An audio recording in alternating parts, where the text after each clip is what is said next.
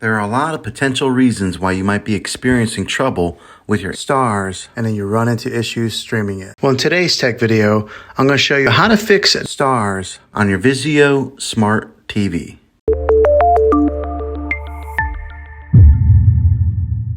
Let's see if we can fix your problems and get your STARZ back up and running as quickly as possible. The first one, it's the easiest one to try, and that's to unplug your TV from the wall outlet and wait 60 seconds. Now don't be impatient here, wait the whole 60 seconds, then plug it back in. This is very different from turning your TV on and off with your remote control. This is what we call a hard reset of your TV, so make sure you do this method. If that doesn't work, then find your router that is giving you Wi-Fi and unplug the power to that for 60 seconds. Then plug it back in. If it fixes it, great. If not, let's go ahead and move on to the next method. Try deleting STARZ. Go to wherever the apps are located on your system and remove the app altogether. Then reinstall again. After you reinstall it, you might have to log back in with all of your credentials, but hopefully this will work. And if that doesn't work, then I recommend buying an affordable Roku stick, Fire Stick, or Apple TV 4K.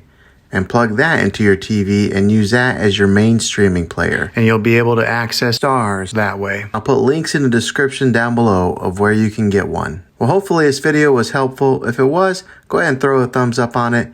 Go ahead and subscribe to my channel. I make tech videos all the time, and I would love to have you back in the next one. Take care.